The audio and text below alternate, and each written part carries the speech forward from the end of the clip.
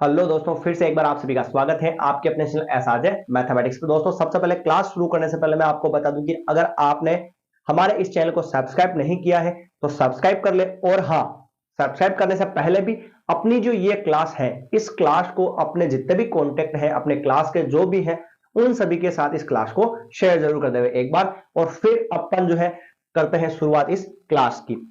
सवाल अपना यह है कि संख्या 1260 के अभाज्य गुणनखंडों को घातांक के रूप में लिखिए। सबसे पहले क्या करना है, 1260 के अभाज्य गुणनखंड में यहां पर ज्ञात करना है। ठीक है, तो चलिए सबसे पहले 1260 के गुणनखंड निकाल लेते हैं।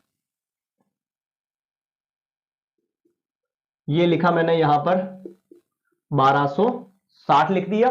ठीक है, और फिर लगाते हैं इसमें 2 का भाग, कितनी बार, 6 बार, फिर जाएगा 3 बार 0, और फिर 2 का भाग लगाएंगे इसमें, 3 बार जाएगा, 1 बार जाएगा और 5 बार जाएगा। फिर लगाएंगे इसके अंदर अपन 3 का भाग, जा सकता है, बिल्कुल जा सकता है। 3 का भाग लगाएंगे, देखना यहां पर माय डियर स्टूडेंट आप गलती कर देते हो। कैसे, देखना 3 का भाग इसमें 1 बार, और 3 5 15, ये कितनी बार जा रहा है, 15 बार। आप ऐसे गलती कर देते हो, जबकि हालांकि भाग ऐसे लगता है।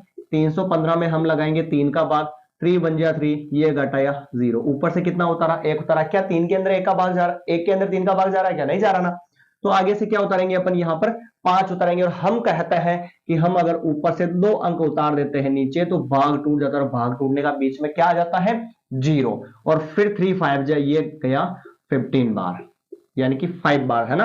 तो ये कितनी बार भाग जाएगा, यहां पर 105 बार। हाँ, मुझे पता है कि आपको आता है, पर आप अक्सर जल्दबाजी में ऐसी गलतियां कर बैठते हो और फिर उसका भुगतान भी करना पड़ता है। चलिए, फिर 3 का भाग जाएगा इसमें, 3 3 जा 9, 3 5 जा, सॉरी,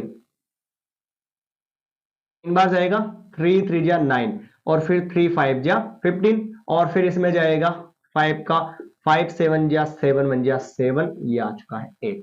आया मामला यहां तक क्लियर कुछ सामने। सबसे पहले तो अपन ने इसके क्या निकाल लिए डियर स्टूडेंट, अभाज्य गुणनखंड यहां पर फाइंड कर लिया। फिर बात करते हैं, इसने कहा कि अभाज्य गुणनखंडों को घातांक के रूप में लिखो। तो लीजिए घातांक के रूप में भी लिख लेते हैं। कैसे, 1260 बराबर, गुणनखंड आ गए, 2 तो आया 2 बार, और फिर 3 आया 2 बार, और फिर 5 इंटू 7 घातांक रूप में। तो देखना घातांक रूप में आ जाएगा, 2 कितनी बार है, 2 बार, इंटू 3 कितनी बार है, 2 बार, इंटू 5 की घात कुछ नहीं है तो 1, और 7 की घात भी कुछ नहीं है तो क्या कर दिया, 1। पर याद है आपको, पिछली क्लास के अंदर अपन ने जो गुणनखंड निकाले थे उनकी घातांकों को जोड़ा था। अगर आपने क्लास देखी है तो आपको पता होगा। ठीक है, जोड़ा इसलिए था क्योंकि उस सवाल में पूछा कि घातांकों का योगफल कितना है। योग पूछा इसलिए जोड़ा था, इसमें केवल घातांक के रूप में लिखना है। तो हमने यहां पर इस सवाल को जो है घातांक के रूप में यहां पर लिख दिया है। ठीक है, ये था अपना सवाल नंबर पहला आज का। अब बात करते हैं आगे नए सवाल की। तो सवाल कुछ इस प्रकार है।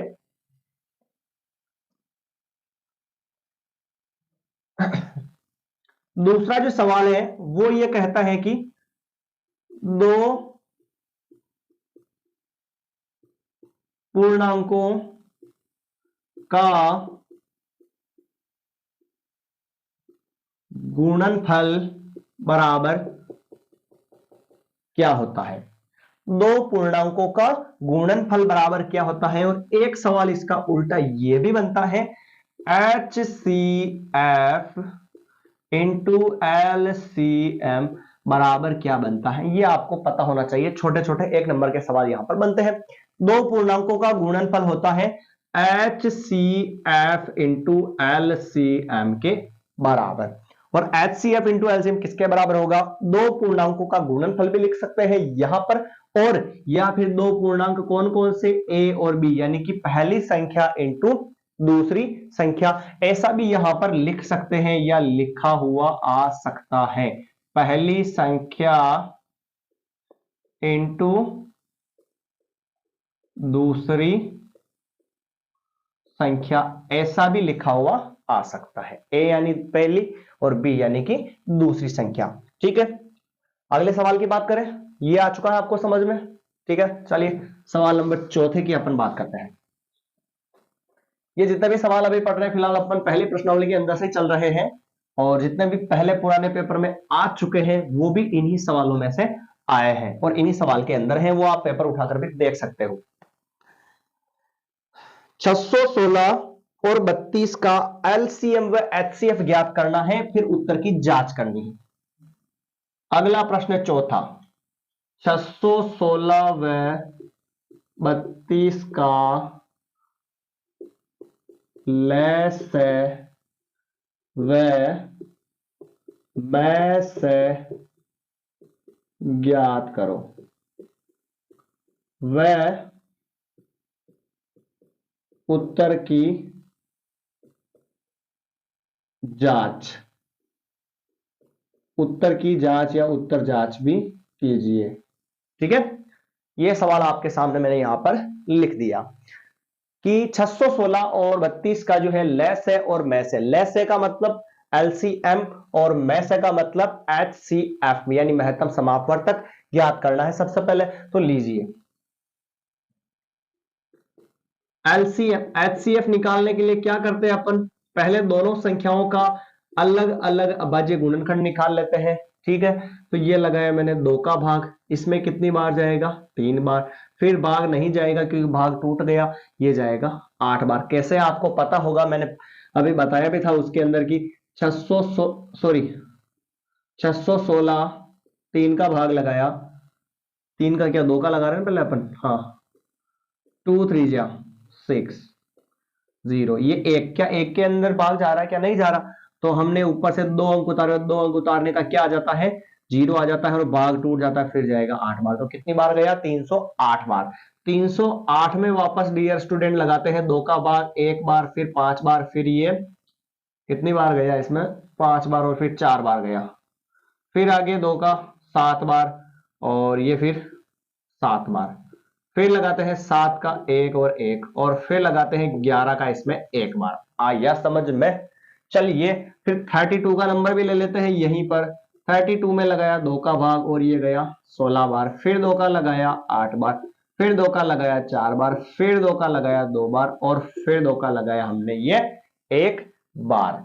चलो 616 बराबर 2 इंटू 2 इंटू 2 इंटू 7 इंटू 11 और इधर 32 बराबर 2 इंटू 2 इंटू 2 इंटू 2 इंटू 2। फिर हमें निकालना था एचसीएफ, और एचसीएफ कैसे आएगा, जो दोनों में सेम मिलेगा। एक बार मिला 2 सेम, फिर 2 सेम, फिर 2 सेम, यानी 2 इंटू 2 इंटू 2, तो एचसीएफ आ चुका है अपना 2 2 से 4 4 2 से 8, यानी कि इसका एचसीएफ यानी मैस है, यानी कि महत्तम जो समापवर्तक है वो अपने पास कितना आ चुका है 8 आ चुका है यहां पर। अब बात करते हैं लेस है की, यानी कि इसके एलसीएम की, एलसीएम की। और एलसीएम के लिए क्या करते हैं डियर स्टूडेंट, दोनों संख्याओं को हम साथ में लिख देते हैं। तो यहां पर लिखा मैंने 616 और कोमा 32, 2 से करेंगे डिवाइड सबसे पहले, तो 616 में कितनी बार गया था भाग 308 बार, फिर 16 बार, फिर 2 का लगाया भाग, इसमें ये कितनी बार गया था 154 बार, इसमें गया ये 8 बार, फिर 2 से किया 77, ये 4 बार, फिर 2 से किया 77 में भाग नहीं जा रहा है तो इसको रहने दो फिलहाल यहीं पर चलने दो, कोमा 2 बार जाएगा, फिर 2, ये 77 में नहीं गया, ये 1 का 1। अब आगे बात करते हैं 7 की, 7 1 7 7 1 7 और ये 1 बार, फिर 11 का लगाया ये 1 कोमा 1। तो हमारा जो एलसीएफ है सवाल के अंदर वो आ जाएगा 2 2 2 2 2, 5 बार तो आ चुका है 2 और फिर इंटू 7 और फिर इंटू 11, तो ये आ चुका है एलसीएम बराबर इन सभी संख्याओं का गुणा, जो हम अभी कर लेंगे। 77, 2 2 से 4 4 2 से 8, 16 और 32, ये आ चुका है यहां पर 32 आ जाएगा अपना, तो ये हो गया 2 7 जा 14, ये 1 14 और ये 15 इनटू, और ये आ जाएगा इधर 3 7 जा 21, ये 2 21 22 23 4 6 4 24 64, कितना आ चुका है 24 64 यहां पर हमारा आंसर आ चुका है। ठीक है, ये तो एलसीएम और एचसीएफ हुआ। अब हमारे पास क्या तरीका है, तो सवाल यह कहता है कि उत्तर की जांच भी कीजिए, यानी हमारे आंसर की हमें क्या करनी है, जांच करनी है। तो लीजिए जांच कर लेते हैं। जांच के लिए क्या फॉर्मूला बनता है, ए इंटू बी और ये एल सी या H C F into L C M. हम है ना यहाँ पर A into B H C F into LCM, ये होता है फॉर्मूला जांच का। कैसे करेंगे दोस्तों, तो ए पहली संख्या कितनी है हमारे पास 616 इंटू बी, बी कितना है 32, फिर बराबर एच सी एफ कितना आया हमारे पास 8 आया, तो ये लिख दिया हमने 8, फिर इंटू एल सी एम कितना आया 24 64 आया, तो ये लिख दिया 24 64 लिख दिया। इधर इधर का गुणा 616 इंटू 32 गुणा करवा लिया, 2 6 जे 12 1 और 2 और ये 3 और ये 12 इंटू 18 ये 1 और 3 और ये 4 3 6 जे 18 ये 2 11 ये 1 4 6 7 और ये 9 और ये 1, यानी कि आ चुका है अपना 19,712। किसका आंसर आया, इन दोनों का आंसर तो आ चुका है 19,712। अब इसका नंबर है कि इसको 8 से गुणा करवा ले, तो ये हो गए 8 4 32 के 2 और ये आ गए 3 इधर और 8 6 या 48 और 48 और ये 51 का 1 और ये चले गए 5 और 32 और कितने हो गए 32 और ये 37 का 7 और ये 3 16 17 18 19 19 ये आ चुका है। तो दोनों जो है हमारे आंसर क्या आ गए, बराबर आ गए ना। इस साइड वाला आंसर और इस साइड वाला आंसर आ गया, मतलब हमने जो एचसीएफ और एलसीएम निकाला वो भी सही है और हमने यहां पर जो आंसर निकाला वो भी एकदम क्या है हमारा करेक्ट है। तो ये था हमारा सवाल नंबर आज का महत्वपूर्ण सवाल चौथा। ठीक है दोस्तों, तो ये आपको समझ में आ गया ना। सबसे पहले एचसीएफ निकाला अलग अलग, फिर एलसीएम निकाल लिया साथ में और इस फॉर्मूले में मान पुट कर दिया, तो दोनों साइड जो है वो क्या आनी चाहिए, यहां पर इक्वल आनी चाहिए। तो अपना आंसर भी सही है और ये एलसीएम एचसीएफ भी सही है और इधर भी करेक्ट आंसर है। ठीक है, अगला जो सवाल है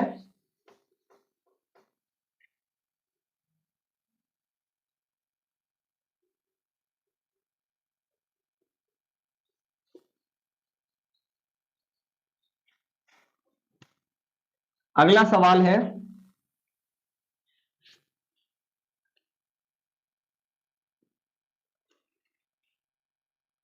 द्विघात समीकरण का व्यापक रूप लिखिए।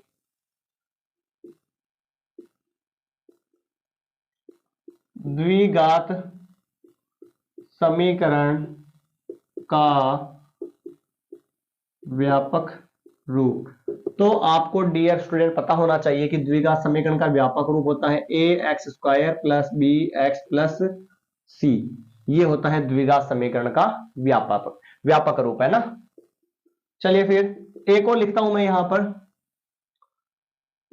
एक्स अक्ष से दूरी क्या होती है y, एक्स अक्ष से दूरी क्या होती है y और इसका उल्टा y अक्ष से दूरी पूछे तो क्या होगा x होगा। जैसे प्रश्न बनता है 3,4 की x अक्ष से दूरी ज्ञात कीजिए, तो आंसर क्या होगा डियर स्टूडेंट, देखना ध्यान से। एक्स एक्स से दूरी बराबर, एक्स एक्स से दूरी पूछे तो क्या लिखोगे, y का मान लिखोगे। सबसे पहला होता है x का मान और y का मान यहां पर कितना है 4, तो यानी कि x अक्ष से जो दूरी है वो हमारी कितनी आ चुकी है, यहां पर 4 आ चुकी है। तो ये थी हमारी आज की क्लास डियर स्टूडेंट। उम्मीद करता हूं कि आपको अच्छे से समझ में आई होगी। और हाँ, अगर आपने हमारे इस चैनल को सब्सक्राइब नहीं किया है तो चैनल को सब्सक्राइब जरूर कर ले और नोटिफिकेशन को ऑन कर ले। साथ ही साथ आपके जितने भी कॉन्टेक्ट हैं उन सभी को ये अपनी क्लास शेयर जरूर कर देवे। मिलते हैं नए वीडियो में ऐसा ही इंटरेस्टिंग सवालों के लिए। तब तक के लिए धन्यवाद। और हाँ, अपनी कंटिन्यू स्टडी को बनाए रखें रेगुलर, ताकि आप जो है रेगुलर रिवीजन करोगे तो आपको सवाल समझ में आएगा और आपको याद भी रहेगा कि किस सवाल को कैसे सॉल्व करना है। धन्यवाद।